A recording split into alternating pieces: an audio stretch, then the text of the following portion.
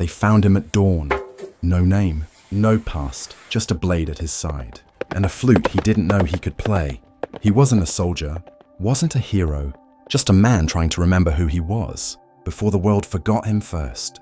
But here's the thing, the flute sang songs from a life he couldn't recall. And the blade, it was too familiar. This isn't a tale about violence, it's about memory, belonging, and the cost of carrying both a song and a secret. So if you've ever felt lost, like you belonged to somewhere once, but couldn't quite name it, then sit down, breathe deep, because this story doesn't begin with a name. It begins with a question, what's left of you? When even your past has gone quiet, it wasn't a dream. That's what struck me first, not a nightmare, not some half-remembered movie or hallucination. Just wrong. The first clue wasn't what I saw, it was what I felt. Something sharp pressing into my back, dry, brittle. I reached down without opening my eyes, expecting the familiar texture of a mattress, maybe even a couch cushion, but no, it was straw. Coarse, prickly, real. I opened my eyes slowly, and what I saw wasn't my bedroom. The light was different, duller, earthier, and everything around me was the wrong kind of brown. The walls weren't real walls. They were wooden planks, uneven and bound together with what looked like twine and chunks of dried mud. A single blade of light slipped through a crack and landed right on my foot. Except they weren't my shoes. They weren't even shoes in the modern sense. They were soft leather wraps, tied with twine and stitched with something rough animal sinew. Maybe. I stared.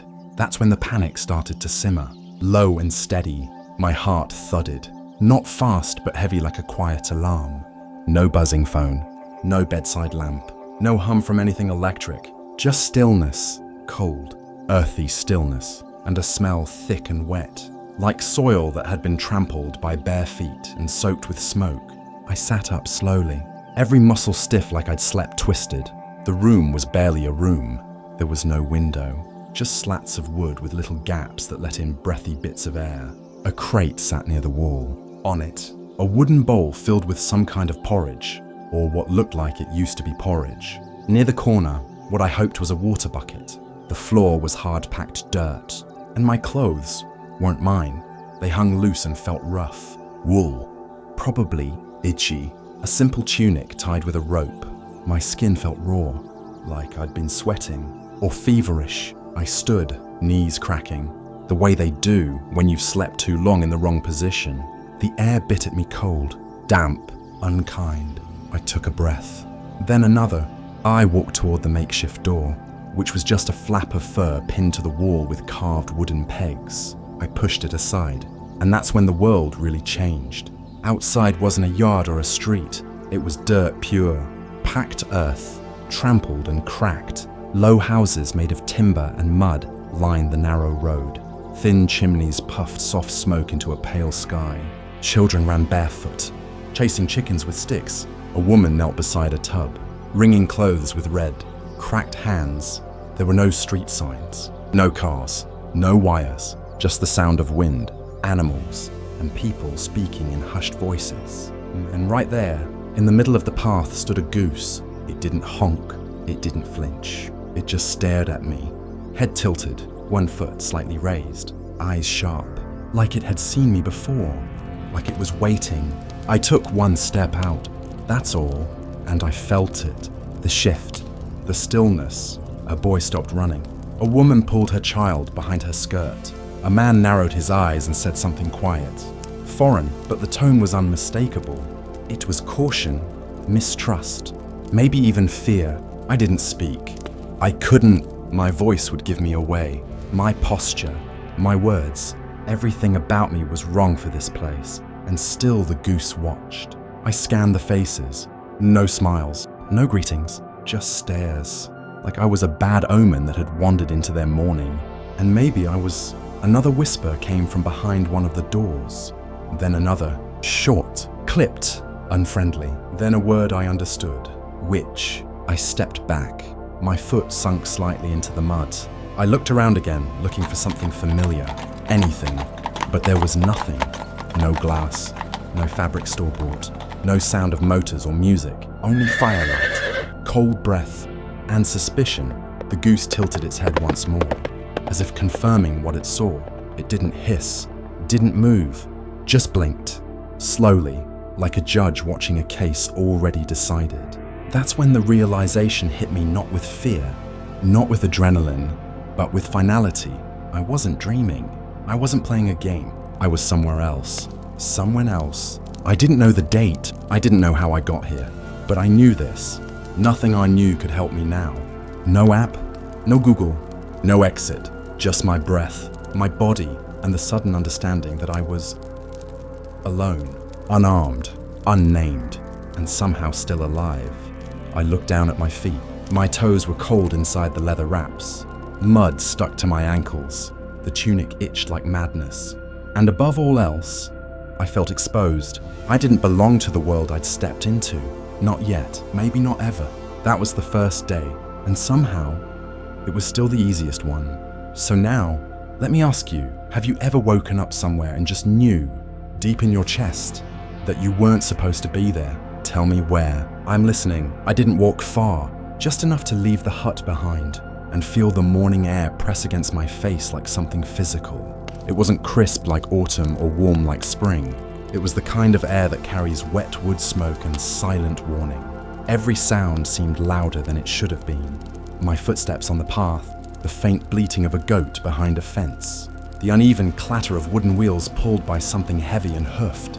I didn't know where I was going, and that, somehow, made me move slower, like the dirt itself might give me a clue.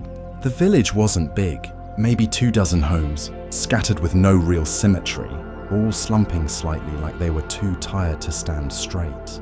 The wood was dark from rain, or time, or both. Roofs were thatched and uneven, thick with moss in the corners. There were no signs, no paint, nothing to name or number what I passed. Just people who looked as worn as the homes they lived in. Some old, some younger, most with eyes that didn't stay on me long, but didn't turn away fast enough. Either their expressions weren't cruel, just reserved. Like I was a guest no one had invited, and no one quite trusted not to break something. I passed a man splitting logs. He didn't stop, just glanced once, then swung the axe again. A woman stirring something in a pot leaned slightly to shield it, like I might reach in with no reason. A little girl held a cloth doll so tight I could see her knuckles from 10 feet away. I tried to smile. That was a mistake. The woman beside her frowned. Not angry, just uncertain. I looked down, let my hands hang loose. I remembered somewhere that open hands feel less threatening. That's what you do with wild animals, isn't it? Show you're not carrying claws. There were sounds I couldn't place. A low thumping from behind one door. Chanting, maybe, or grinding grain. A chicken hopped out in front of me, looked up, then kept walking like I was no different than a wheelbarrow. For a second, I felt almost included, until I passed what must have been the well. 3 children stood nearby, carrying buckets with rope handles. One of them saw me and froze. His mouth didn't open, but his feet shuffled back. Another child, a girl with dirt on her forehead, whispered something and tugged at his sleeve. The third child stared, then pointed. I didn't know the word she used, but I didn't need to. I wasn't blending in. I needed to do something. Anything. I bent down and mimed tying my shoe. Even though the leather wraps had no laces, I stayed crouched, just long enough for them to lose interest or pretend they had. When I stood, the path ahead was quiet again, and then I heard it, singing, soft, from somewhere ahead. Not joyful, not loud, just steady, rhythmic, like someone kneading bread with a song inside their breath. I followed it, not because I thought I'd be welcomed, but because I didn't know what else to do. The sound came from a small wooden building, lower than the others, with a door that leaned slightly open. Inside, a woman sat at a spinning wheel, her foot moving in gentle rhythm, her voice barely louder than the creak of the wood. She didn't look up, she just kept spinning, singing, and I stood there half in, half out like a ghost, trying to decide if I still counted as real. After a moment, she paused. Her hands rested gently on the wool. Then she spoke. I didn't understand her words. Not exactly, but her tone wasn't harsh, not welcoming but not sharp either. I nodded, not because I agreed, but because I didn't know what else to do. She gestured toward a stool near the wall. I didn't move. She raised an eyebrow, then slowly turned back to her spinning. I stepped in, quietly, sat down on the edge of the stool. The floor creaked. The walls smelled like dust and wool and something old. Like lavender crushed under heat. She spun the thread without rush, and sang again, this time more softly. I didn't recognize the language, but something about it felt like lullaby and warning, all tangled together. I stayed until the light shifted. I don't know how long enough for the knot in my chest to loosen slightly, long enough to feel like I was inside something, even if it didn't have a name. When I left, no one followed. No one called out, but someone had left a small crust of bread near the doorway. Not handed to me, not warm, just placed, dry, heavy, real. I picked it up, cradled it like something too small to be a gift. Then I walked, past the chickens, past the people, toward the edge of the village where the fence gave way to trees. I didn't know where I'd sleep. I didn't know if anyone had forgiven me for simply existing. But I hadn't been chased, not yet, and that felt like more than I deserved. I looked back once, just once. The spinning house was there, still small, still breathing thread into the world. And in that moment, I realized something simple.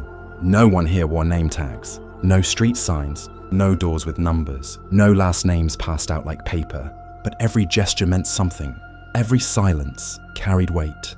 And this village, whatever it was called, had just decided, for now, to let me keep breathing. I wasn't part of them, not yet, but I was no longer a stranger without a story. Have you ever walked through a place where nobody knew your name, but somehow you still felt seen? If so, tell me about it. I'm still listening. Hunger isn't loud at first. It doesn't come rushing in like fear or grief. It sneaks up, soft-footed, like fog curling under a door. Mine started as a dull ache. Nothing urgent, just enough to remind me I hadn't eaten since, well, I didn't know when. Hours. A day. Time had dissolved somewhere between the straw bed and the spinning wheel. But now it was growing. My stomach curled in on itself, hollow and hopeful, as if waiting for the world to offer something warm. I didn't have money, no coins, no food tucked into pockets. I didn't even have proper pockets. The tunic hung loose on me like a borrowed story, but the hunger didn't care. It just tightened. I looked around, scanning the village edge. I wasn't ready to return to the main path, not after the stairs, the whispers, but I could smell something, faint, but real. Smoke, yes, but beneath it. Something richer, something human, cooked. I followed the scent the way a child follows the sound of music cautiously, instinctively, around the side of a small home, behind a crooked stack of chopped wood. I found it. A pot, iron, wide-mouthed, hanging above a fire pit no bigger than a kitchen stool. The fire beneath it whispered more than it crackled. No one stood nearby, but the pot was steaming, slowly, like it had nothing to prove. I knelt beside it, just to feel the heat. My hands reached out before I even realized it, palm hovering over the flames. Not close enough to burn, just near enough to pretend I was part of the warmth. Then I smelled it clearly. Barley. Maybe. A bit of onion. Salt. If they had it. And something thicker bones. Perhaps. Whatever it was. It smelled like mercy. My body leaned forward. My stomach growled. Louder this time. Loud enough to be heard. That's when I heard the voice. A short bark. Not angry but surprised. I turned fast. Too fast. A man stood there, middle-aged, with soot on his sleeves and a curved knife at his belt. He didn't shout. He didn't smile. He just pointed to the pot, then at me. I opened my hands, palms out, trying to show I meant no harm. He looked me over like someone inspecting a strange fruit, curious, cautious. Then, after a beat too long, he stepped forward and ladled a scoop into a wooden bowl. He didn't hand it to me directly. He set it on a flat rock nearby, then stepped back. I waited. He nodded. Once, barely more than a blink, and that was all the permission I needed. I picked up the bowl slowly, like it might vanish if I moved too fast. The soup was thin, but warm. Bits of barley floated in the cloudy broth, a single sliver of something that might have been root vegetable. I took a sip. It was barely salted, but it was the best thing I'd tasted in what felt like centuries. The man didn't watch me eat. He turned back to his woodpile and kept chopping. But he didn't ask for anything. Not my name, not a word. Just let me eat. When I finished, I set the bowl back where he'd left it. He didn't look up, but he gave a quiet grunt approval, maybe, or dismissal. Either way, I took it as a kindness. I walked away slowly, holding the warmth of that soup in my belly like a secret. Not full, not yet, but steadied. The path curved behind the homes, away from the main cluster of buildings. I followed it without thinking. Somewhere in the distance, a dog barked, a cart creaked. Life was continuing whether I understood it or not. I passed another home, this one with herbs hanging from the eaves. Dry bundles of thyme and something floral, maybe lavender or sage. A woman stood just inside the doorway, slicing something into a pot. She saw me, didn't flinch, didn't wave, just watched. I didn't stop. I knew better now. Kindness here wasn't loud. It was given in bowls, not words. By the time I reached the edge of the village again, the hunger had dulled to a memory. But my mind kept chewing. How long could I last like this? One meal at a time, living off glances and guesses. The world around me didn't rush. It breathed, slow and steady, like a creature older than time. I sat beneath a tree just outside the last house, watching the smoke drift from chimneys, watching the light change color as the sun dipped lower. No one came looking for me, but no one chased me off either. I closed my eyes for a moment, just to rest, not sleep, not yet. And that's when I heard it, the unmistakable sound of bread being torn, a soft crackle, then footsteps, then silence.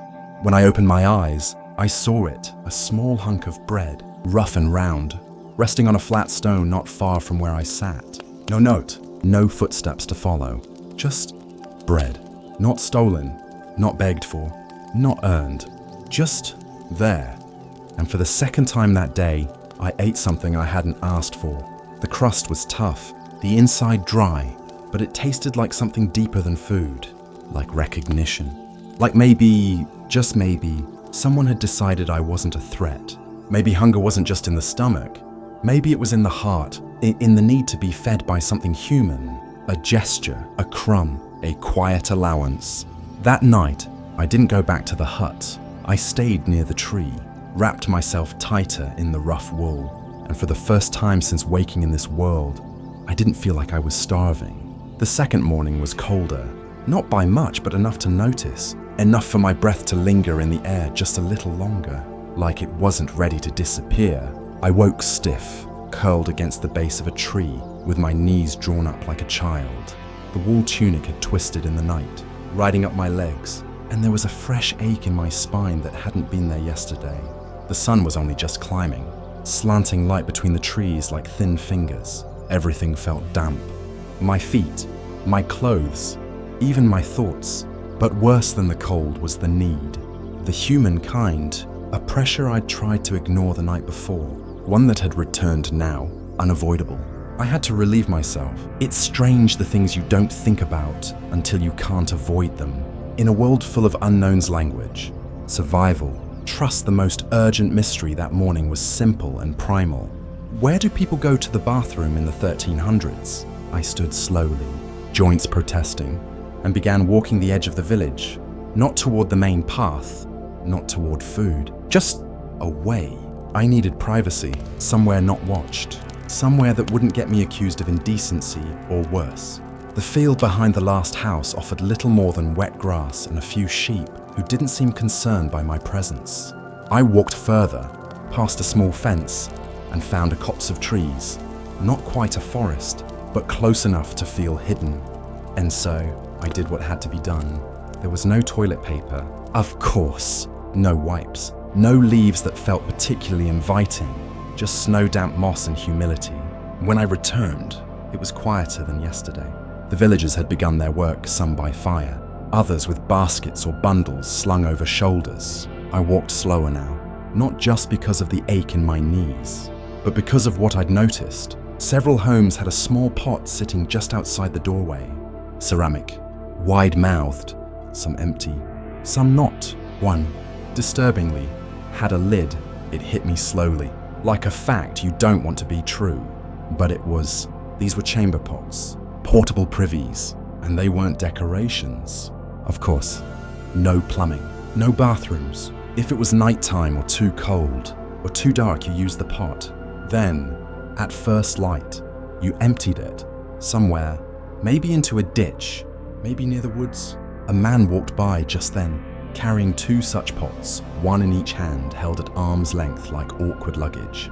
He didn't greet anyone, he just moved with the rhythm of routine. And no one looked twice, except me. It wasn't disgust I felt, it was understanding. This was life here. No part of it spared from labor, from awareness. Even the ugliest needs had their place. And that, strangely, made me feel more human. I watched as a younger woman came out of her home, barefoot despite the frost, and rinsed a pot with water from a wooden bucket. She wasn't shy, she wasn't ashamed, she just lived. That's when I realized these people didn't have the luxury of pretending life was cleaner than it was. Nothing about their world was sterilized or sweetened. They knew the body, knew the soil, knew the quiet work of being alive. And me, I'd spent most of my life pretending discomfort was optional. I kept walking, not toward any person in particular, but toward the rhythm of the day. I passed a home where someone was grinding grain, a rhythmic thump, steady as breath.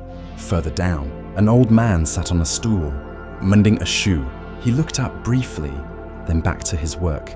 I wanted to ask him something, anything, but I still didn't know how. That's when I saw her, the woman from the spinning wheel.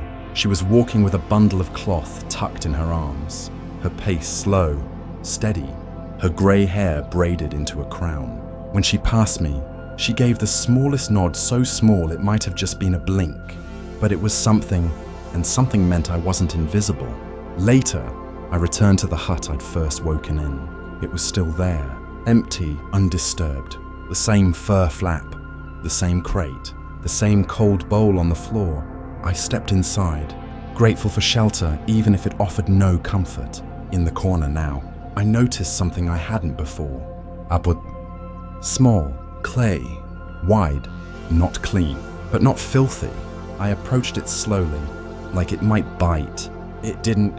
I smiled. Not because it was funny, but because it was grounding. In this world, where I couldn't name the town, or speak the language, or trust the looks I received, I finally understood something.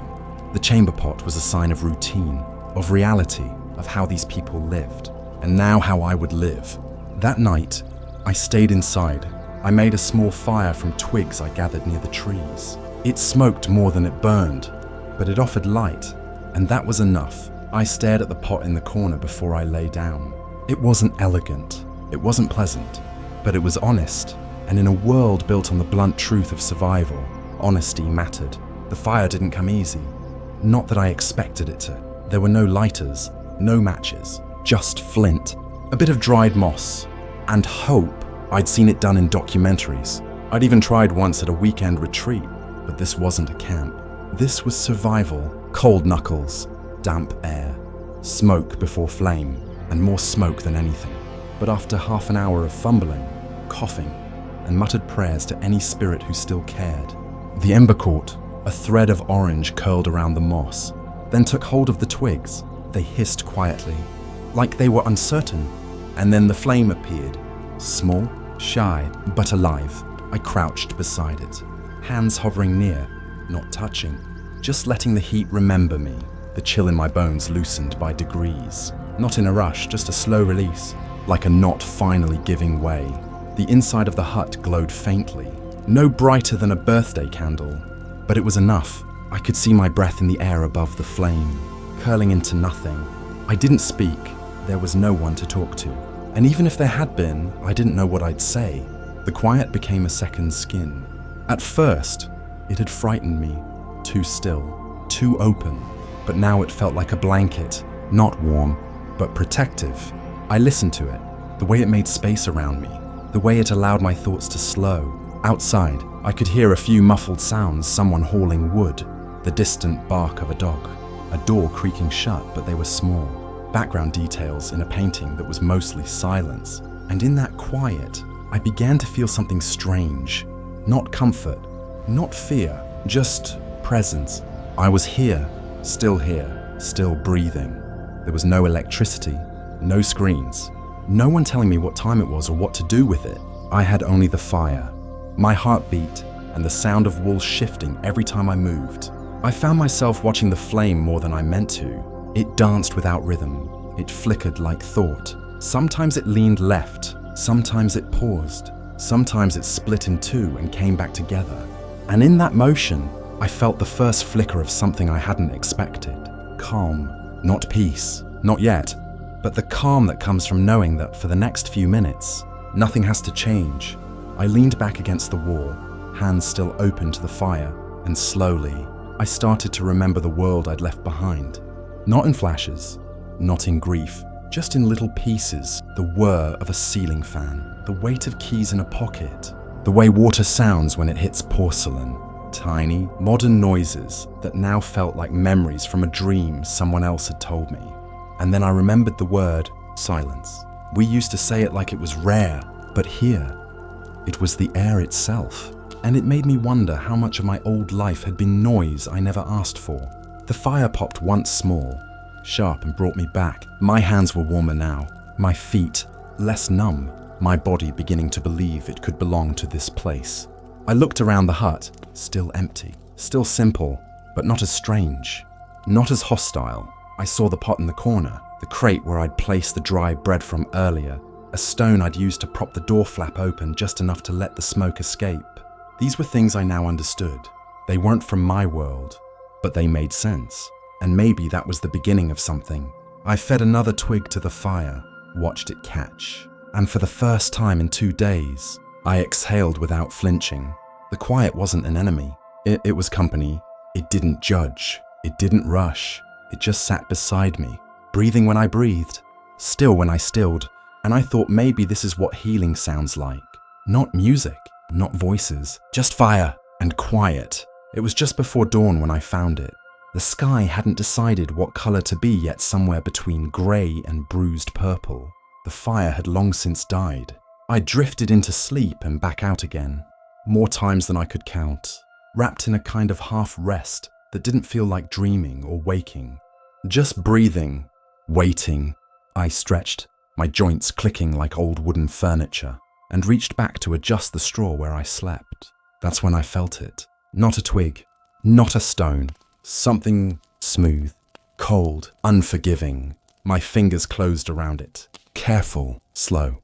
I pulled it out from beneath the straw. It was a knife, a small one, the blade no longer than my hand. Its edge dulled from use, but not useless. The handle was wrapped in worn leather, darkened with age and oil. Someone had used this many times, and not just for food. My breath caught, not from fear, not yet, but from the sudden sharpness of memory. Tools have weight, but weapons have history. Who had left this? It wasn't mine, not something I brought with me. Not unless I'd packed like a medieval smuggler. No one had handed it to me. No one had even come close. So why was it under my straw? I turned it in my hands. It wasn't decorative. It wasn't clean. One side of the blade had tiny notches, evidence of strikes, of bones met, of stories unspoken. It wasn't rusted. It had been kept, maintained, hidden. There are few things as intimate as a blade. It lives where fear lives, close to the body, closer to the truth. And here it was between me and the earth, waiting like a buried answer. I stared at the doorway. The flap hadn't moved all night. Not that I saw, but I couldn't shake the feeling that someone had been here, had placed it, or forgotten it, or meant for me to find it. And what was I supposed to do now? Leave it, bury it, use it. Even holding it made my skin buzz. I set it on the crate next to the cold bowl and stepped outside. The morning air slapped me gently, still wet, still unfamiliar. The village was stirring, but slow. A cart squeaked in the distance. Smoke curled lazily from a chimney. Somewhere a chicken made its morning announcement with a kind of sleepy confidence. But I wasn't listening to that. I was listening for footsteps, for whispers, for the sound of someone watching. Nothing came. I walked to the well, not for water but for normalcy. For the appearance of routine, I waited behind a man with broad shoulders and a tired back. He looked at me once, then looked away. When he left, I filled the wooden cup hanging from the rope, drank it slow. let it wash through my mouth like a secret, and then I went back to the hut. The knife was still there, unmoved, waiting. I picked it up again, this time more deliberately. I felt its weight, thought about what it meant to carry something sharp in a world this soft and slow, what it meant to defend yourself when you barely understood the rules. I tucked it beneath the crate, out of sight, not out of mind. Later that morning, I helped a woman lift a basket she was struggling with. She didn't speak, just nodded once, like the spinner had, and for a few seconds, I forgot about the blade until a boy passed me on the road and looked straight at me, not in fear, not in confusion, but recognition, and then he ran, not far, not fast, just enough to make me wonder if he knew something, or had seen something, or if I'd just made a mistake I didn't know I'd made yet. The day passed quietly. I worked near the edge of the village, stacking wood where someone had left it in piles. I wasn't told to. I wasn't thanked, but no one stopped me. That felt like a kind of permission, like I'd been noticed and allowed. By dusk, my hands were sore, my shoulders aching, my stomach steady but not full. I returned to the hut just as the light dipped behind the trees, and again I checked. The knife was still there, but it didn't feel forgotten anymore. It felt intentional, a question, maybe, or a test, or something much older than either.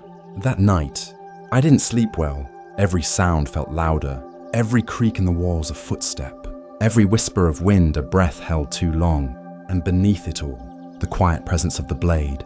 I didn't hold it, but I thought about it, and I began to understand something I hadn't wanted to. In this world, survival wasn't a metaphor. It was a blade under the straw, waiting to be found. I saw him at sunrise the next morning. He pushed a small wooden cart along the path leading out of the village, just a wheelbarrow, really filled with bundles of straw and broken tools. He was quiet, almost too quiet, as if every movement cost something. The cart creaked along the ruts in the dirt, and he adjusted the load without glancing my way. Only when he passed within 10 feet did he look up. Pale eyes, slow, thoughtful. He nodded once, not greeting, but acknowledging. I nodded back. That was enough. I followed him at a quiet distance, curious, cautious. Maybe he was heading to help fetch water. Maybe he was gathering firewood. Anyone with a cart like that didn't wander without reason, but he didn't stop. He went straight, past the spinning hut, past the well, past the goats and smoke and quiet distance of the fields. And that's when I noticed something. A worn leather strap hung from his tunic, and attached to it was a small pouch. Hidden.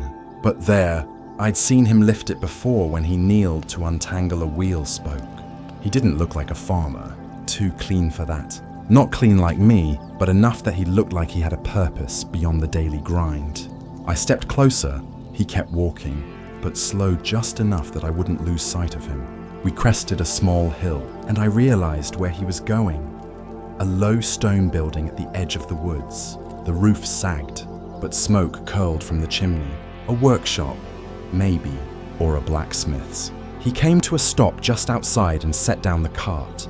The bundles inside were tools, broken tools. He took my hand. Wait, no. He set his hand on a tool in the cart. A hammer, a sickle, a broken blade. Then he reached into his pouch and took something small. He offered it without looking at me.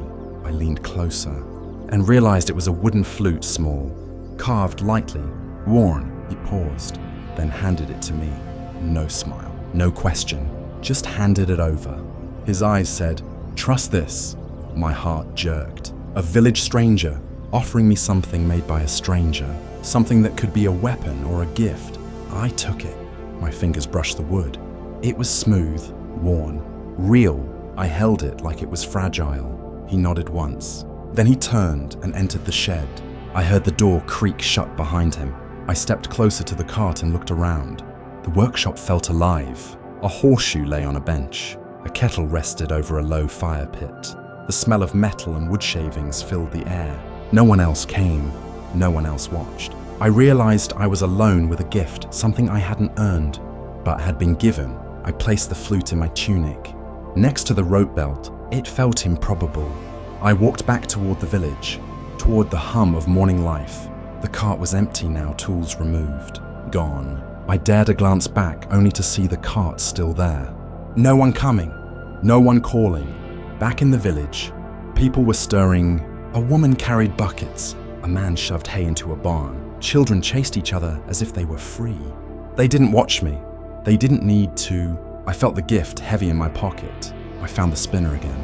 She nodded when I passed. That nod felt warmer than any words. I hid the flute under my coat, unwrapped later when I was alone in the hut. I held it up to the morning sun.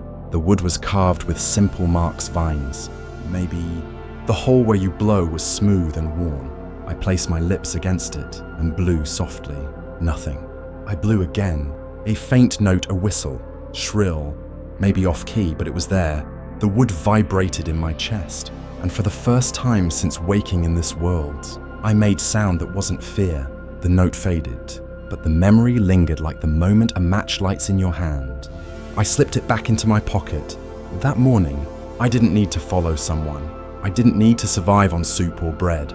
I had something I'd carried even before waking in straw. I had breath. I had purpose. Maybe the quiet man never appeared again. The cart, yes, broken tools remained, but he didn't return. Some mornings, I wondered if he was always there, if he'd been watching since day one, or if he'd simply passed through like everyone else. That evening, I couldn't sleep. I sat in the hut, carving tiny notches into the wooden flute. I drew patterns. I counted lines. I played when I got tired. The notes came clearer each time. The air felt different. The wood smelled like promise. I understood something simple. This wasn't just survival anymore. It was living. And sometimes the gift you need is something small enough to fit in your pocket, but loud enough to change the way you breathe. The next morning, I woke with the wooden flute in my coat pocket and something like courage stirring in my chest. The village was alive before sunrise, soft footsteps on dirt. Distant clatter of pots, whispered greetings in a language I didn't speak. I tried speaking back, my own words sounded strange, clumsy, like one of those old songs I couldn't quite remember. I cleared my throat and whispered what came to mind. Good morning. My accent hit the cobblestones like a foreign coin. No one laughed. No one frowned. They just passed me by, caught in their own rhythms. And that was fine. I walked toward the square where market activity had begun. Tables of onions, leeks, pale cheese, loaves of bread, and the occasional salted fish. In the center, a group had gathered. Travelers. I'd seen them before, colorful clothes, bells, bracelets, and curious eyes. They carried things for trade scarves bright as berries, tin whistles, dried herbs in small sacks. They were the kind of strangers who didn't just pass through. They stayed. They performed. They lived between the borders of village life and the open road. Partway through, I recognized the spinner woman's daughter, the one who pointed at me. She stood by the travelers, wide-eyed, curious. She looked at me the way a child might at someone with more stories than she understood. I considered walking away, staying hidden, but then I felt the flute against my chest, warm and encouraging. I stepped forward. They noticed. The travelers went quiet. Not unkindly, just quiet. I stood in the center, everyone's eyes on me. I didn't speak. I didn't know what to say. But the little girl, she stepped forward, and in a voice that cracked like dry wood, she said, "Skyfolk." I blinked. The word felt impossible. I tried to correct her. Said no, I but stopped. I didn't know how to explain. Not the centuries, or the airplane, or the phone, or the world I'd left behind. So I nodded. "Skyfolk," the girl repeated. She smiled at me like I'd earned something she couldn't name. Someone behind me whispered something I didn't catch, but it wasn't alarm. It was curiosity. A tall woman with scarves stepped forward. She looked me up and down, noticed the flute peeking from my coat, then the dirt on my sleeves, then my eyes. She pointed at the flute and then at herself, then at her heart. I didn't know the words, but the gesture was clear music. Heart. I raised the flute. She nodded, twice, and motioned for me to play. My throat tightened, my breathing shallow, but I lifted the flute and placed my lips just right. I remembered the note I discovered yesterday. I breathed and let the melody come, soft at first, uncertain, but it held in the morning air. It didn't sing, but it spoke. a series of soft tones rising and falling, like a short story told in sound. They listened. No one looked away. No one laughed. They listened. But when I finished, the flute fell silent in my hands. For a beat, a long beat, no one moved.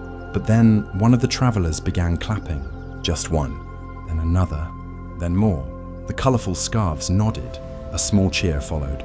It wasn't loud, but it was real. Something about it felt like being welcomed for the first time. The little girl. Skyfolk's voice smiled wide and said something to the tall woman. They spoke fast. Then the tall woman looked at me and said something I understood, even without knowing the words. You are one of us, Skyfolk. Not outsider, not witch, traveller, someone between worlds. I continued to walk with them that day, following as they set up camp near the edge of the village. They moved with grace, familiar with the world, but not tied to it. They cooked stew in a shared pot. They told jokes in the flickering firelight. They traded scarves for tools. They gambled on who could make the kettle whistle first. And I, still awkward, still uncertain, watched from the edge, flute resting in my lap. I listened to laughter in languages I didn't know, but the tone friendship was universal. By dusk, they invited me to sit. I scooted a little closer. They passed a cup of something warm, spiced, unknown, delicious. I drank it, careful. It felt like belonging, like being called home in a place I didn't belong to. I learned their name, Skyfolk. They welcomed me, Skyfolk, among them. That night, I sat by their fire. I tried another melody on the flute, something softer, quieter. They listened. One by one, they closed their eyes. When I finished, the air felt full, not of words, not of judgment, but of something deeper, acceptance. In the glow, the flute rested in my lap again. I realized something. Music is the most human thing there is. It doesn't need language, just breath and care. And in that firelight, I felt the first real sense of choice. Stay a traveler among Skyfolk, or return to the slow world of the village. Either way, I now had a name. More than a name, a place, Skyfolk. The first time someone called me brother, it felt like sunlight through stone. We'd settled near the village edge again, Skyfolk all around. Laughter and murmurs, but me, quiet, untouched by their stories. Morning light filtered through woven cloth canopies, and I sat cross-legged on a well-worn blanket, flute at my side, still holding traces of last night's melody in my chest. I didn't think to reach for food, not yet. I wasn't hungry in the way I'd been raw, desperate. Instead, I felt empty in a new way. The ache of belonging, of stepping into something larger than myself. That's when I noticed her, an older woman stepping from the village toward us. Her grey hair was braided simply, her eyes steady. She carried a small wooden board, and on it a slender loaf of bread. Not crusty or browned, just simple. Plain-looking, she crossed the grassy space and placed it before me without a word. Then, gently, she patted my shoulder once, turned, and walked away. I stared at the bread. Slow, I picked up the board. The loaf felt light, warm, almost weightless. I broke it, not with ceremony, just a clean break in the middle. I half expected the crust to flake, to crackle. It didn't. The inside was soft, as if it had known I needed comfort more than flavor. I gazed up. The villagers around me, Skyfolk and locals, watched, but not with expectation, with a quiet attentiveness, like I was learning something they already knew. Bread is more than food. It is promise. I lifted a piece to my mouth. It tasted of grain and something older home. Maybe. I chewed slowly. Not because it needed to be savoured, because I needed to feel it. My chest tightened with warmth I hadn't realised I was missing. Not hunger, not just hunger. At least, need, acceptance, inclusion, the simple gift of bread and nothing more. I swallowed. Pocketed the board. I sat back. And I realized for the first time, this wasn't survival, this was living. True living with gestures that didn't come with debt or expectation. Just kindness. I stood, walked to the edge of the gathering. The older woman caught my eye. She nodded. I nodded back. No names had been shared, none were needed. This was community, unspoken and immediate. The day unfolded softly. Skyfolk performed songs in the shade. Children from the village listened wide-eyed. whispering to each other. I held the flute but didn't play. The bread's warmth stayed with me. My mind wandered to flavors from my old life coffee. Apples, peanut butter, but none felt as intense as that first bite. Later, a young skyfolk boy bounded over. He offered me a slice of cheese sharp, crumbly, with rind. I accepted. We shared a nod, an understanding, stranger to stranger, brother to brother. I followed him as he ran off to join a circle playing games in the field. I paused, hesitant, but the warmth of community pulled me in. I sat on the grass, legs crossed, and before long I was laughing, not loudly, not forced, quiet laughter, the kind that bubbles when you forget what you're missing. Around midday, the air turned still. Conversation lulled. Skyfolk gathered pieces of cloth and tools and planted them in a small fire pit. They turned those things into smoke and memory. I watched. The old woman with the bread joined them, offered a piece of charcoal, then joined in. I wasn't sure what was being released, old hardships, old stories, whatever it was. The smoke held it up, and away until it disappeared. When their silent ceremony ended, I felt a gentle shift, something loosened in the air, tension or longing lifted. The bread, the flute, the smoke, small rituals connecting strangers to life and each other. That evening, skyfolk sat in circles under lantern light and sang, not songs I knew, but songs I felt. They invited me. I raised my flute and played again softly. Not perfect, but this time, they sang with me, my notes wove into their voices, unpracticed harmonies, but harmonies all the same. I lay down later on straw in the hut where I'd woken this time, given back its emptiness. A few sticks in the corner for morning, a cup for water, and a piece of that quiet bread tucked into my tunic just in case. I closed my eyes and felt the day settle inside me. Fear had been here, yes, strangeness, loneliness, but beneath it, kindness. A loaf of bread, unasked for, flute notes drifting between voices. Life was a collection of moments, some sharp, others soft like bread warmed by hand. I drifted to sleep, quiet as the flame's last glow. Dawn came soft but unsettled. My breath steamed in the cool air as I unwrapped the scrap of bread from my tunic. It was just enough to remember kindness belonged to hunger, too. I ate, slow and focused, letting each bite remind me that I was still here, still human. The flute lay nearby, quiet and patient. I slipped it into my belt, feeling its wood against my hip like a promise. It was time to face the day. I walked to the hut I'd slept in last night, expecting emptiness. But when I arrived, something caught my eye moved. Really, a sliver of steel glimmering in the morning light. My blade, still tucked beneath the crate, undisturbed, but something about its presence felt louder now. Not just a tool or threat, but an echo, a memory of uncertainty, of choice, of fear. I crouched down and picked it up. The blade was colder this morning, sharper in my memory. I turned it between my fingers, recalling its hiddenness beneath straw. Someone had brought it here, placed it. Perhaps. Was it warning or protection? I didn't know, but I felt the pull of it again, the way steel makes your heartbeat miss. I weighed it in my hand, felt the curves of the leather wrappings, the imperfections in the metal, and I knew it was time to ask questions. I made my way to the workshop where the quiet man had stood with his cart. The morning was active there. The door was open, revealing the shape of tools and wood. I stepped inside. The air smelled of oil and metal and something warm, like possibility. I didn't see him. I saw the wheelbarrow, its load rearranged but familiar. I saw the place where he'd laid the flute, and I saw marks on the wall, tally marks, or scratches. I couldn't tell. I cleared my throat. No answer. I stepped deeper, and then I saw a carving in the wood, a symbol like a star with a line through it. Not unfamiliar, similar to the etching on the flute. And next to it, a series of lines, one for each day I'd been here. 10. Another echo. My heart hummed. He had been tracking me, or something, or maybe marking days for himself. But the alignment between flute and blade and carving made a pattern I couldn't ignore. I tucked the blade into my belt again. I left the workshop without it this time on purpose. I needed space to think, to breathe, somewhere without wood walls marking time. I walked to the highest ridge overlooking the village. The huts lay small beneath me. Smoke curled from chimneys. A few skyfolk lingered near the edge, speaking softly. The heart of that place felt far away. I crouched, resting the flute beside me, and breathed. I thought of the kindness I'd felt. The bread, the flute, the words skyfolk, each gesture easy but profound.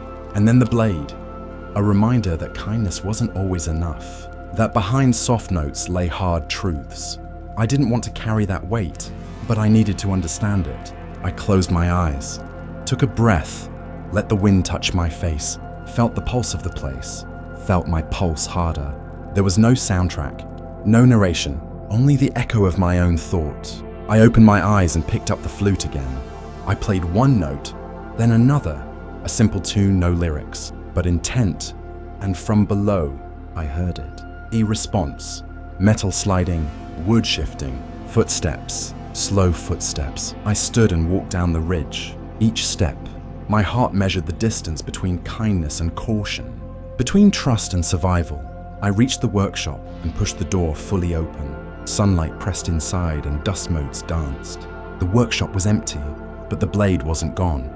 Laid on the bench, the flute beside it, he was there, in the doorway, pale-eyed, watching, not speaking, not moving, and for the first time, I understood we were both offering something, both asking something, without words. I picked up the blade and held it flat in front of me, handle first. Thank you. Voice thin but real. I didn't know his words in truth, but I felt them. He nodded, reached across the table and set a small tool beside the blade.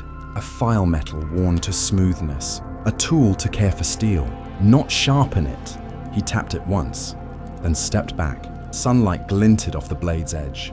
The file's worn surface, the wood in the flute. We stood there, triangle of exchange. No words, no prizes, no contract. Just two people meeting in the grain of a quiet wood building. I sheathed the blade, picked up the file, lifted the flute.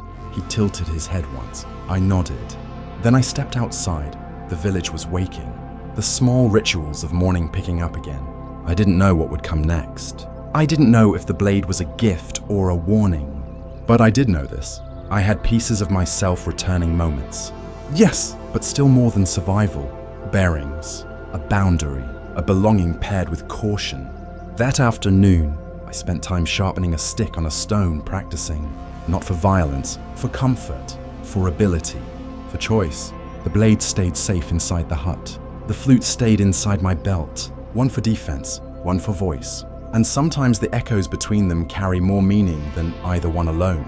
Morning light drifted through the mist like a pale promise as I made my way to the well. I carried the flute in one hand, feeling its wood-mapped warmth, and the file tucked inside my belt. The blade, sheathed, didn't leave my side. I was as prepared as I'd ever be, which meant I was still figuring out what I needed protecting from. I approached the well at the village's center. Thin mist swirled around the stone rim. A bucket hung on a rope, swaying gently. Water dripped, echoing like a heartbeat. The square was empty, no villagers fetching water, no children playing. An early hush, but then I heard voices, soft, low, not yelling, not arguing, but intense. I crouched beside the well, holding the flute, listening. He's not from here, one voice said. They call him Skyfolk. Another responded, quieter. Yes, but last night, I heard him playing that wood whistle near the fire. A pause. Then, music isn't his own. Where did he learn, and the knife who gave it? The blade was hidden. They didn't name me, but I recognized enough him. Skyfolk, knife, my chest clenched. Music and steel gift and weapon both under question. I froze, heart pulsing. In the hush, I wondered. Should I step back, hide? At the very least, I should talk to the blade's maker, decide what this whispering meant. The voices drifted off. I exhaled, quiet as breath in frost, resolving not to run. I stood, poured my palms with cool water, letting it wash away uncertainty. I drank, slow, felt my throat release. Then I tightened the cloth end of the flute and straightened. I walked toward the workshop, heart thudding like distant drums. I stepped inside, empty, quiet. but I heard that soft rasp of carving wood or metal being shaped. I followed the sound to the back, near a workbench where tools lay. The quiet man sat on a stool, rubbing the blade's edge with the file, motion slow and deliberate. When he sensed me, he paused, looked up. I nodded. He nodded. No words spoken, none necessary. I realized he must have heard them. 2. The whispers. Concern, suspicion. His eyes flicked to the flute strapped at my belt, then to the blade, then back. He tapped the file on the wood bench lightly, like a heartbeat. Then he indicated I should sit. I sat. We looked at each other. We didn't speak. Minutes passed. Then he motioned toward the open doorway outside. I understood. Conversation needed privacy, so we stepped into the fresh air together. The village square lay beneath us, lit now by full morning brightness. Small figures moved, someone carrying a pail of grain, a child chasing a hen. Smoke spiraled from cooking fires. Life there, normal. But here, between music and blades, something was shifting. He pointed to my flute, then tapped his chest, then raised his hand flat. A gesture gift, music from heart. I nodded. Then he pointed to the blade. Then he tapped his hip. Then he tapped my chest. A gesture gift, protection from vulnerability. Understanding flickered. I offered a soft gesture of thanks. Then I clasped the flute. He moved, touching my hand. We walked back into the workshop. He set down the blade, took the flute, opened it, examined the wood etchings, the holes. Then he handed it back. That blade. He said yes. He had hidden it for me. Not for harm, for a reason I didn't yet grasp. Then he drew a small sketch on the bench with charcoal, a hand gripping both a blade and a flute. 2 halves of one life. And beneath it, a single line. Balance. He looked at me. I understood. Music could open doors, but a blade closed them. You carried both. You carried balance. I nodded. I touched the flute, then tapped my belt near the blade. A vow. I would walk that way. Neither peace without readiness nor violence without cause. He nodded. He wiped his eyes once, almost proud, and returned to his tools. I left with purpose rolling in my chest. That day, I visited the well again. The whispers had faded, but now, eyes lingered on my back. I carried the flute like a herald, and the blade like a secret. One for trust, one for defense. The villagers didn't whisper now, but watched. They tasted the tune on the breeze. They felt the blade's promise in my posture. I was known, mysterious, not hidden, not a threat yet, not entirely safe. Skyfolk gathered that evening. I joined them at the fire, blade tucked away within the hut walls. Flute in hand, the air balanced between music and metal, between warmth and caution, just like the artist's sketch on the workbench. I played again clear, measured tones. The skyfolk closed their eyes and listened. Their acceptance felt deeper now, as if they heard not just melody, but intention. At the edge of the circle, I saw the spinner woman's daughter. She watched with both wonder and seriousness, as if our story had become a mirror of her own. The fire crackled. The flute hummed.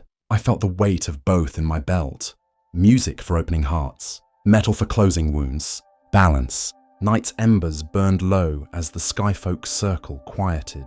I held the flute loosely, resting its end on my knee, feeling its warmth just below my fingertips. Firelight danced over faces turned toward me. Expectant, gentle, I lifted the flute to my lips again, but then paused.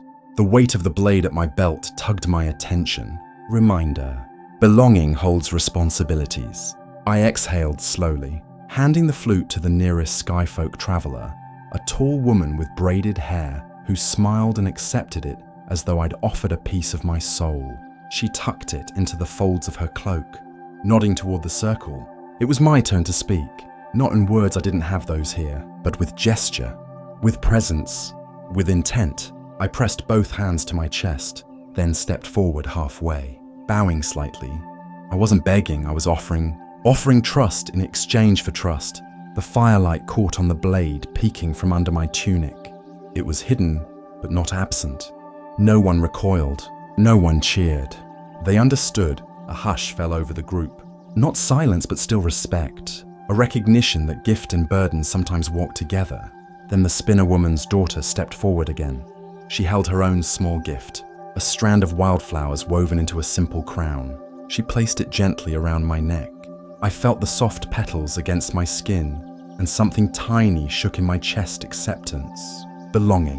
One by one, others joined, a young man offering fresh milk in a wooden cup, a child presenting dried berries, an older traveler lifting a carved wooden bowl. All gifts, all tokens of welcome, gestures of community. I accepted each quietly, nodded, and watched them return to their places. When it was done, the circle closed around me, not to trap, but to include, and then the tall, braided woman stepped forward again. She spoke softly. The words were new to me, foreign and old. But when she gestured toward the blade and then the fire, I understood. I wasn't being asked to choose between art and protection. I was being asked to stand between them. Balanced, yes, but also vigilant. The cost of belonging was awareness. Sometimes vigilance, sometimes sacrifice. I nodded. She placed a hand over hers on my belt, gently covering the blade's guard. A promise. We see you. We trust you. But we understand you carry a burden. I pressed the wildflower strand to my heart, then tucked it into my belt, next to the flute and file. 3 things: music, metal, meaning. The fire pulsed. My chest pulsed. I realized that belonging in a world like this carried more weight than simple welcome. It took courage to carry kindness with caution, to offer protection without harming, to risk connection without losing self. That night, I slept in the hut once more. The gifts from the sky folk tidied around me, the blade tucked safely inside its crate, the flute resting on a cloth, the crown of flowers at my belt. But sleep still didn't come easy. I felt the cost of belonging weigh in my mind. Questions. Did I owe something now? What had I promised when I accepted those until the end tokens? What would I give? Morning light came and I left the hut, crossing the threshold differently than I had before. Not as outsider, not fully as insider, but as someone between. I walked through the village with purpose now. I greeted the water fetchers with a nod. I helped the spinner woman again this time, quietly gathering wool. Her daughter waved, and I waved back. I felt recognized, but then a man with fierce eyes and a scar beneath his brow stopped me. He wasn't sky folk, he was local, a farmer, perhaps. He looked at the wildflower crown, then the blade's hidden handle, then me. No kindness in his gaze, no open curiosity, suspicion. He spat, turned, and walked away. His judgment cut deeper than any blade. Balance had a cost. I swallowed.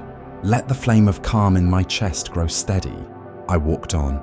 Throughout that day, I carried the weight of belonging like a strap across my shoulders. A flute, a blade, a crown of flowers, each representing choice, safety, memory. I felt ties to the skyfolk, roots in the village waking around me. But I also felt lines forming between those who welcomed me and those who still feared shadows. Between my choice to belong and others' choice to reject. Evening came again. Skyfolk gathered in the clearing. This time, I didn't bring the flute forward. I held it close to my chest. The tall woman, braided crown now at her wrist, nodded to me. I stepped forward alone. I played slowly, softly, deliberately. Notes wove through the gathering, carrying the thread of belonging and the tension woven into it. Every strain and release, a confession. Every pause, an acknowledgement of pain hidden beneath welcome. When the final note faded, I didn't offer the flute to them, I withdrew it. It was mine to guard, as the gifts were theirs to share. A mutual pact, no words. Shared truth. Silence followed. Then a nod. And then the toss of wildflower petals from the daughter. A fresh bloom across my shoulders. And for the first time, I understood belonging wasn't about acceptance alone. It was about carrying the gifts and the burdens, and still choosing to stand. Morning broke gently, not with the roar of engines or the glow of neon lights I once knew, but with birdsong and mist drifting low over the fields. I stirred on the edge of the hut, the sun slanting through the gaps in the timber. My body ached from the day before, but in that ache was familiarity, like a path forming under my feet. Guiding me forward, I stepped outside and inhaled the new day. The village seemed paused, as if holding its breath. Smoke curled softly from chimneys. A figure passed with a yoke of buckets, a child chased a goat, and laughter bobbed in the distance. The land pulsed with life, and so did I. But inside me, echoes lingered. The flute felt heavy at my side, the crown of flowers tucked beneath my tunic, the blade still hidden, each a symbol of what I'd found, what I was carrying, what I might have to sacrifice. I walked toward the well. It had become a hub of my mornings, the sound of water, the weight of the bucket, the shared nods with strangers turned recognizers. Today, though, something shifted.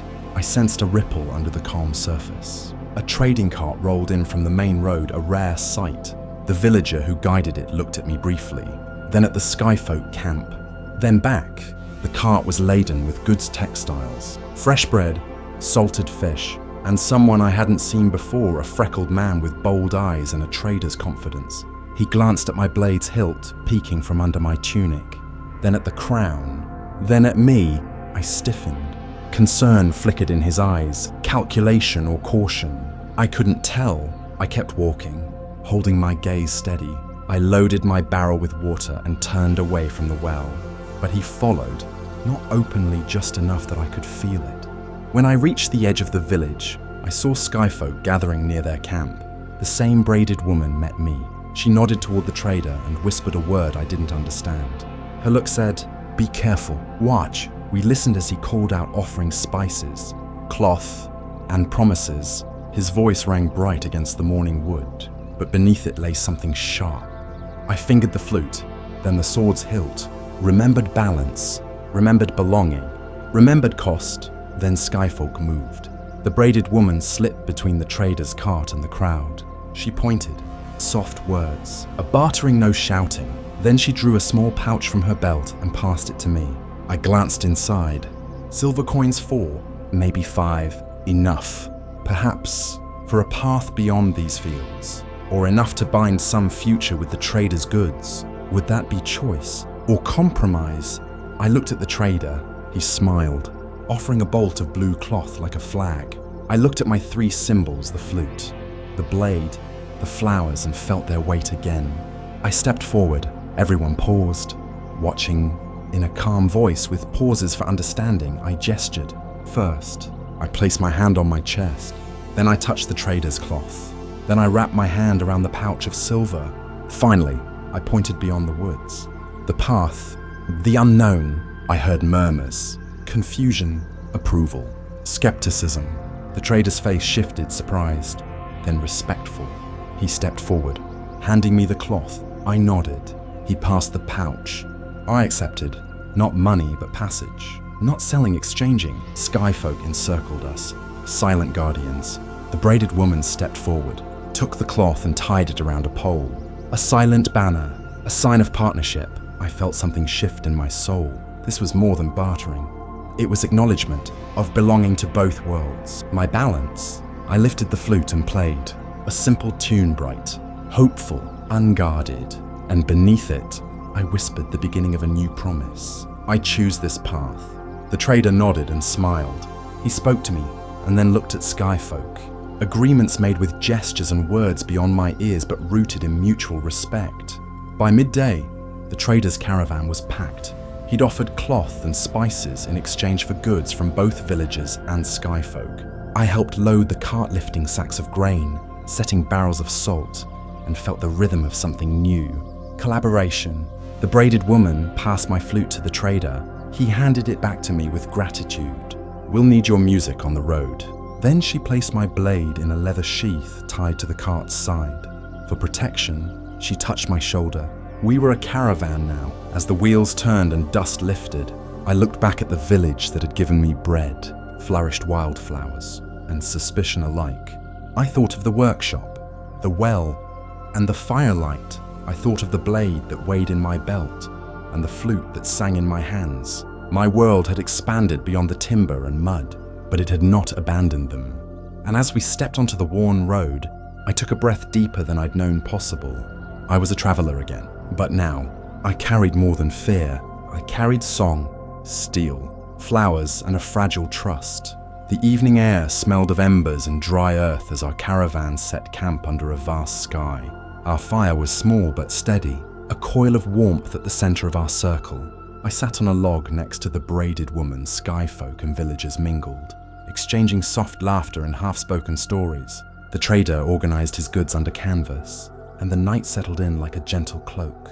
I watched the flames move, remembering the knot of choices I'd made.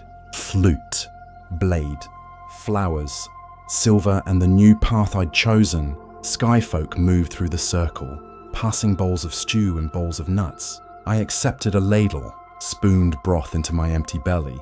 The taste was familiar earthy roots mixed with spice. It warmed my chest the way the first breath of trust had. I ate slowly, watching faces, the trader nodding at me as we shared the same food. The braided woman offering a nod that said, "Good choice." I realized I was no longer a silent observer. I belonged here in this living room of firelight and shared goods. When the stew bowl was empty, I looked at the flute lying in my lap. Tristan, I'd named it only in my head, was more than wooden holes now. It had been a key to open hearts. I lifted it and played a quiet melody. Something soft, not flashy, not bravado, just warmth, just presence. They listened, again, as they had that first evening in the clearing. But tonight, something deeper underlay the melody, something unspoken, a confession, a reminder that journeys carry stories, failures, promises, and that to share it is to trust. I finished the tune and lowered Tristan. A hush fell. Then the braided woman stood. She spoke in her language, her voice low and warm. I didn't understand the words, but the tone said thank you. Yes, belonging. Then she tapped the flute's body lightly. It matters. Then she gestured to the trader's children, playing nearby with small wooden animals. Home, she said. Carry song. Carry protection. Carry choice with heart. I felt tears behind my eyes, gratitude, humility, responsibility. I nodded, unable to speak, but knowing I was hearing her, the trader approached, clearing his throat. He looked at me and gripped my shoulder lightly. This was your choice, your journey.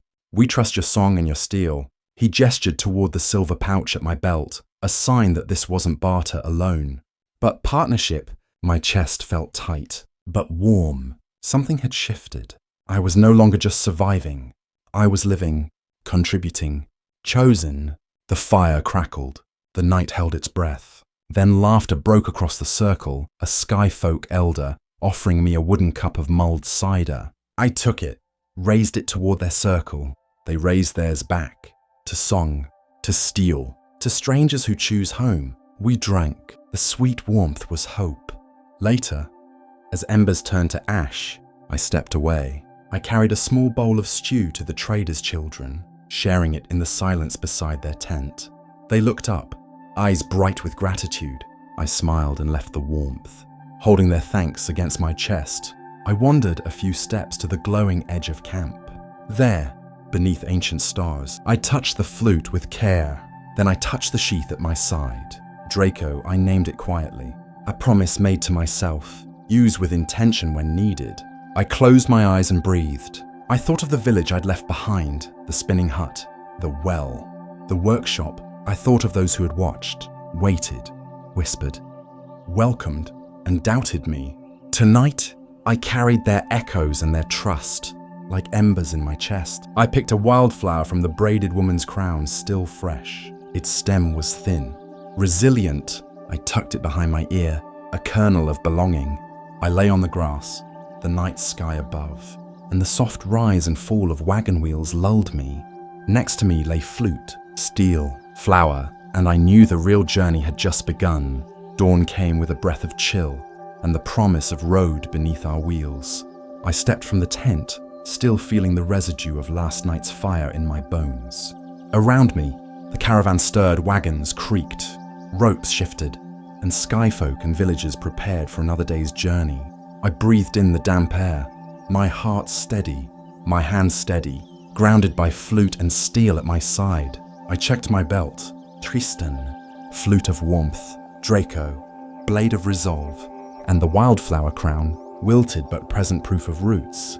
Today, everything felt poised between who I was and who I could become. A breeze picked up as we loaded the wares cloth, grain, sod, and curiosities. The trader approached me, holding an unfurled map lines and icons unfamiliar. He tapped a point near the woods and then gestured to me, inviting me to speak.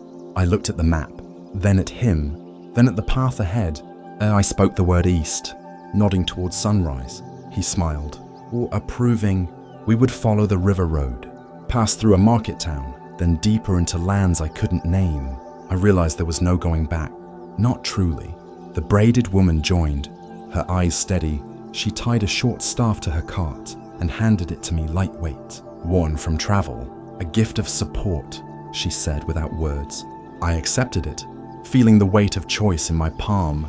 As we set off, the caravan rolled out in harmony wheels in rhythm, horses breathing, voices soft with anticipation. The wind tugged at the banners, the trader's blue cloth, the wildflower crown, and a small carved emblem of skyfolk, all of us moving forward. We passed fields that had felt familiar before, the spinning huts and thatched roofs fading behind us. But now, they were part of memory, not home. Ahead lay the unknown, new faces, new tests, new songs. Midday, we halted by a river that wound through plains. We set up camp near willows, the water murmuring a song of its own. I drew water and prepared for midday prayer, a moment that had woven itself into our routine. I sat on a flat stone, placed Tristan beside me, and breathed. The trader sat down across from me. He said a few words no louder than the wind, and offered a piece of his bread. I accepted. We didn't speak more, just shared that silent communion. Later, skyfolk set about trading with passing merchants, bartering colourful scarves for dried fruits, sheaves, or simple crafts. I watched, learning patterns of negotiation, respect, patience, laughter. The braided woman caught my gaze, nodded, and pointed to an empty scarf she held out to me. I draped it over my shoulders, blue, the colour of dawn. It felt like a new identity. The trader asked me to carry the banner pole. I did, feeling its lightweight but heavy significance. Banners mark caravans. They mark trust. They mark alliance. Today, I carried theirs. By evening, we arrived at a market crossroads, a bustling town with stalls, hawkers, livestock, and travellers of every kind. The ground was cobbled, the air fragrant with spices and foreign tongues. My chest tightened for a moment. I'd walked away from familiarity, but stepping into this swirl felt riskier than any danger earlier. The braided woman guided me through the crowd. She pointed to a stall offering flutes and pipes, some carved, some plain. She gestured toward Tristan and smiled. I realized she was asking me, "Would you exchange it?" I shook my head gently, no. She nodded in approval. Tristan belonged with me. This flute had carried trust, memories, community. But then she indicated toward another carved pipe, a smaller one. Simpler, she handed it to me with that calm look. Travel light sometimes. I admired the trade. Tristan would remain mine. This would be a gift for later. We paused at a stall selling sharpening stones. The trader purchased one for Draco. I knelt by the charcoal stand and tested the blade's edge on the stone. Sparks ignited sharp and promising. A clean sound of metal meeting rock. A reminder, balance must be maintained. Night fell over the crossroads as we camped in a shared courtyard. Our firelight mingled with lanterns of townsfolk. Pretty clothes and polished smiles surrounded us. We were visitors, but our banner, our scarves, our music had made us visible. I sat by the fire, flute in lap, blade sheathed beside me. The braided woman came and sat across. She pointed to the blade, then to my heart, then to the flute. A silent question. Are you still listening to your own song? I lifted Tristan and played softly a melody, drifting above the hubbub familiar notes, but new resolve. She closed her eyes, then, keeping her gaze on me, she nodded. The cost had been paid, the balance held. I looked up at the stars, not the same constellations I'd known, but steady in their own right. Tomorrow, we'd move again carrying goods, stories, trust. My journey was no longer about being found. It was about choosing where to carry my heart and how to share my song. We rose before dawn to reach the market town in daylight.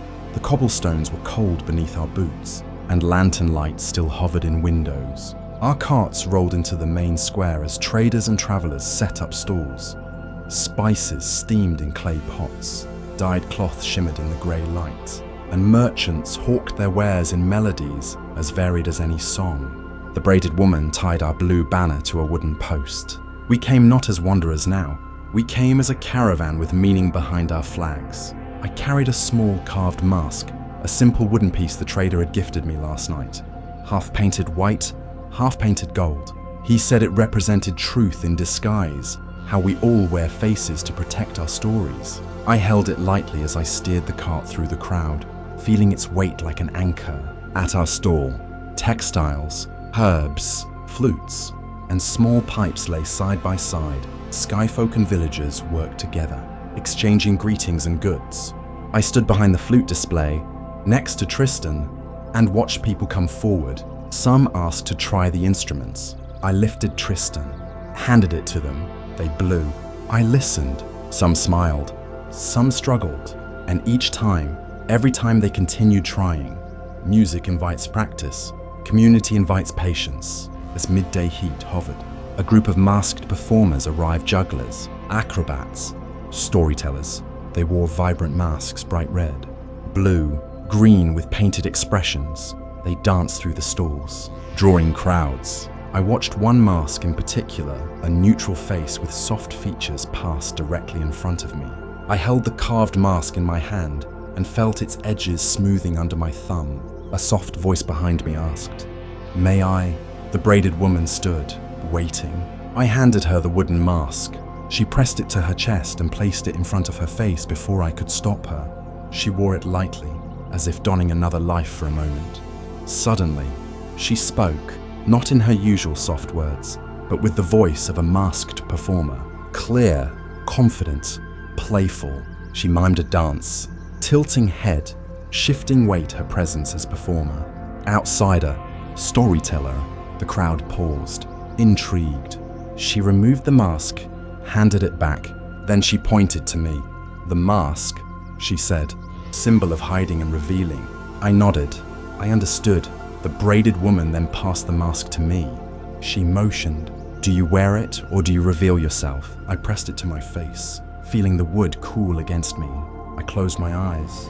I felt the cacophony of the market around me, voices, feet, horses, music. But from behind the mask, silence. No judgment, no recognition. I opened my eyes, the crowd now curious. They watched me wearing it. I removed it. The wood returned to my hand. I offered it back. The braided woman smiled and shook her head. It was mine. For the rest of the day, I carried that mask half gold, half white, its meaning shifting as the light moved across it.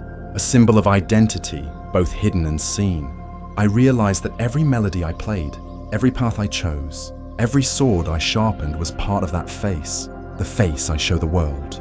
That afternoon, the trader approached with a pouch of coins. The market bustle had been kind barter fare. Trust built. He looked at the mask, then at me, and nodded. Balance remained. Before we left, the braided woman and I stood amidst the crowd. I held out the mask. She took it back, placed it inside a small leather satchel, tied it on the cart, hidden but present.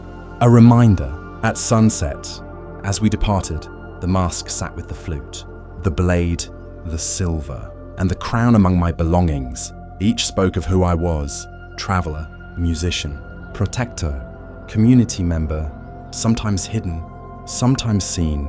We pressed deeper into the countryside, leaving cobblestones behind for rolling fields and oak groves. The air smelled of fresh earth, early bloom life awakening beyond the market's hum. Our caravan moved steadily. Carts creaked, horses pawed, and skyfolk and villagers shared soft conversation. I walked alongside the braided woman, both of us honoring an unspoken rhythm forged in firelight. Barter and shared breath. Mid-morning found us beneath a stand of ancient oaks, their trunks gnarled, leaves whispering stories in wind. We slowed. A hush passed through the group. The braided woman looked at me and nodded toward the largest tree. Roots curled like fingers around the earth, a natural table. We set down our packs, took our seats on wooden logs and moss-soft stones, one by one. It felt sacred. a pavilion of nature. We paused for a midday meal. The trader produced bread, cheese, dried fruit, boiled eggs. Simple fare, but shared. Around that natural table, we ate in companionable silence, punctuated by birdsong and the rustle of oak leaves. I spooned broth into my mouth, feeling the warmth seep into my bones. I looked at my companions, the braided woman, the trader, skyfolk friends. I felt an echo of belonging, a deeper echo, like roots beneath the oak. When the food was finished, the braided woman stood. She pointed to the oak's low limbs, then to the flute. I understood. She wanted me to play here, under this cathedral of trees. I lifted Tristan and placed it to my lips. The notes rose soft, reflective, woven into the grove's natural melody. The flute's tone blended with rustling leaves. The wind carried each note, bending it around trunks, branches, life. The oak seemed to listen. I closed my eyes, letting the music anchor me to the moment, in part vulnerability, in part belonging. When the tune faded, a hush settled. The braided woman stepped forward. Touching the base of the oak, she pressed her palm to bark. Then she beckoned for me. I moved closer. She placed my hand beside hers. Warm oak bark pressed into my skin. It felt alive, grounding, forgiving. She spoke a word, not in my tongue, but I heard meaning. Remember where you come from, even as you travel ahead. I nodded, feeling the weight and the gift of that moment. She then pointed to the blade at my hip. I touched the hilt. Then she pointed to the flute. I pressed its wood. Then she pointed to the oak, roots deep. My heart stilled. Balance again between past, present, and future, between self and story, between protector, musician, traveler, human. The trader joined us, pressing a weathered hand to the other side of the oak. He smiled quietly. He tapped his heart. Support. He tapped his head. Wisdom. He tapped his arms. Strength. He looked between me and braided woman, an unspoken blessing. We stood together, three beings, three roles, each placing a palm to the same trunk. A silent vow. Protect song. Wield steel wisely. Carry roots. I bowed my head, feeling the oak's pulse under my palm. A bond sealed in silence and breath. The rest of the afternoon passed in purposeful calm. We tore down camp below the oaks and resumed our journey. But I felt different. I wasn't just walking forward, I was rooted, carrying stories and purpose inside. That evening, we camped beneath open sky just beyond the grove. I lay under the stars, flute beside me, steel within reach. I closed my eyes, and the oak's whisper wind through leaves. Roots in earth washed through my mind like a gentle promise. No matter how far I wander, this place remains part of me. I touched Tristan, then Draco, then the memory of oak beneath my palm, and I whispered to the night, may I travel true. The first light arrived soft and sure, painting the horizon in pale gold as mist clung to the fields. I awoke in the hush before dawn, stillness filled with possibility. I reached for my flute, Tristan, and then my blade, Draco. Both were there, familiar as breath. I sat up, the quilt of grass beneath me, gentle against my back. Around me, the caravan stirred, but I stayed still for a moment longer, heart listening. It felt like the quiet before a story's turning point. We packed in silence, the cool air chasing away last night's warmth. Skyfolk and villagers moved with gentle purpose. I tied the wildflower crown to my satchel, leaving petals to dry, but petals are memory in fragile form. As the caravan rolled, I noticed change. Our banners looked brighter in the dawn. The mask sat beneath my coat, hidden, remembered. I felt the weight of choices I'd made. Music, steel, trust, roots, each carried consequences beyond me. Mid-morning brought us to a fork in the road. Two paths diverged. One led toward low hills and the nearest settlement, the other toward woodlands that stretched for days. The trader stopped the caravan. We all stepped down to study the signpost. Weather-worn, names faded, whispers rose among our company, safety and familiarity on one road, mystery and larger distance on the other. I touched my flute, then my blade, then my fingers brushed the oak memory in my pocket. I looked at the braided woman. She looked to me. It felt like a moment caught in still water, steady, deep, resonant. I stepped forward and spoke. Eastern route woodlands, longer journey, untamed horizon. I gestured forward, heart steady. I placed my flute to my lips, tapped out a soft affirmation. Let's go the long way. The braided woman's eyes glimmered. The trader nodded. Others hesitated. But courage isn't loud, it's gentle conviction. So we chose the road less traveled. Each cart rolled forward onto the woodland path. The earth under the wheels felt softer. The air smelled deeper pine, moss, possibility. My heart felt rooted yet reaching. That evening, we camped at the wood's edge. Flames faced the trees. Shadows flickered in silhouette. I carved a notch in the mask's leather satchel, one mark for the choice made. The distance ahead, I held Tristan and played a song for remembrance. The oak's hush, the village's kindness, the caravan's bond, and I placed Draco across my lap, the blade reflecting firelight's silent vigil. I slept uneasily. Choices bring dreams. Dreams bring reckoning. Before dawn's second call, I woke to footsteps. The braided woman stood by my side. She offered a small wooden bowl of tea herbal. Strong. I drank, warm roots for strength. Then she pointed toward the woods. No words, just choice. The eyes spoke. We need your song. We need your steel. A reminder of balance. I nodded. Finishing the tea, I stepped out into the shadow. I tested the steel quietly, loosened its sheath, ran blade through sharpening stone. Sparks danced like fireflies in the night's hem. My breath slowed. Then I lifted Tristan and played a single, clear note. Wood sang in dawn's light. It carried into the trees. The caravan stirred. The flute song was memory, promise, invitation, and then morning fully arrived. We emerged from camp in line, stepping into the wood. Each step carried intent, community, trust, choice. We weren't just travelers seeking destination. We were a living song in motion, weighted yet free. The forest canopy opened as dawn broke through leaves with a soft glow, painting our path in warm hues. We stepped into the woodland, each cart rolling forward like the steady pulse of a heartbeat, our company humming in shared purpose. My bones ached, but purpose carried me, blades steady at my side, flute secured, wildflower crown wilting, but rooted to my satchel.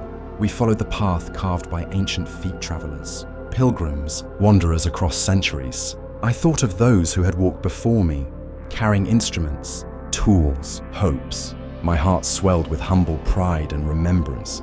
By midday, the trees thinned and a clearing appeared. In the center, a single stone altar, moss-covered but whole. It felt like a meeting place between earth and sky. The trader nudged the braid-crowned woman and pointed. We gathered around, setting down our burdens. We approached the altar lightly, laying our tokens upon it, a carved mask, now wrapped in cloth, a sharpened stone, a loaf of bread from the village, a pouch of coins, and a gathered bouquet of wildflowers, each placed with care. Then, from my belt, I offered Tristan and Draco.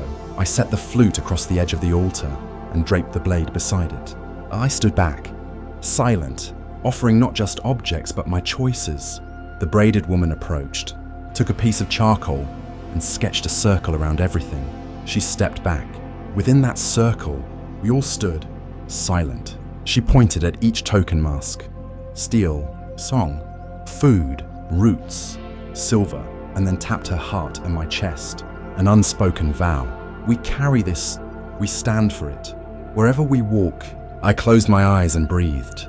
I felt years condensed into moments, miles weighted with memories. I understood the journey had always been less about reaching somewhere and more about carrying what mattered inside me, across time, into tomorrow. She reached out, took Tristan, and raised it to her mouth, blowing a clear note that echoed across the clearing.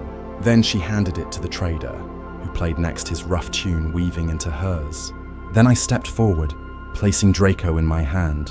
I tapped its flat edge to the altar, a quiet cadence. Then I lifted the flute, a harmony steel and song entwined. We played together, two voices, one of melody, one of meaning. One note became many. The air seemed to bloom. When the music ended, the clearing held its breath. Then the trader lifted the pouch of coins and scattered them at our feet, offering tribute to what binds travelers and home. The braided woman sprinkled breadcrumbs, I placed a single wildflower atop the stone. We stepped back. The tokens remained. The altar held them, time whispered. And then we walked away from the stone, down the path, deeper into woods. We didn't look back. We'd left a monument not to our end, but to our becoming as our caravan threaded through trees. The afternoon sun warmed our backs. I reached into my satchel and lightly touched the mask.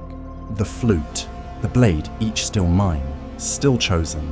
The wildflower had dried, but its shape remained, a reminder of roots. That evening, camp glowed under starlight. Skyfolk performed quietly. The trader shared bread and cider, conversations wrapped around the fire like soft shawls. I took Tristan and played one more melody this time, a lullaby for the journey ahead. Not grand, not for show. A simple song for those open ears who held space for a stranger, a traveler, a choice. When the last note faded, I set the flute beside me, sheathed the blade, and looked up at the stars. They were constant, unchanged across centuries. Somewhere, someone in my old world might be seeing these same lights. The night deepened, soft breaths around fire. My eyes grew heavy. The road ahead was unknown, but I felt equipped, carrying roots, courage, community, blade, and song. I lay back against the soft earth. Above, a candle of trees and stars flickered. I closed my eyes, and in that quiet, I understood. Survival was not enough. Life was about carrying what mattered into every dawn and every dusk. Funny thing is, we set out chasing a mystery, didn't we? A nameless field, a stranger's blade, a flute that remembered songs, even when the hands forgot how to play them. But the real mystery wasn't where he came from. It was who he chose to become. Because life's not about waking up in the right time or the right place. It's about what you carry forward when nothing familiar comes with you. Some carry anger, some carry silence, but some carry a song. A blade, not for hurting, but for honoring. A wildflower crown, even when it's withered at the edges. This story reminded me that we're all travelers. We've all worn masks, some to protect us, some to hide. But under every mask, there's a face waiting to be forgiven or remembered. The real lesson: belonging doesn't come from where you are. It comes from what you're willing to protect and whom you're willing to trust. So maybe, just maybe, the blade wasn't ever the danger. Maybe the quiet forgetting was. And when you close your eyes tonight, if the stars feel a little closer, if the firelight feels like it's still flickering somewhere behind your chest, then maybe you're not as far from that clearing under the oaks as you think. Let me ask you something before we part. What part of your past do you still carry in your pack? If this story lit a small candle in you, even for a moment, leave it in the comments. Or tell me, who in your life once carried more than they ever said? And hey, if you're listening from a porch, a quiet room, or somewhere between sleep and morning, thank you. You make this story live on.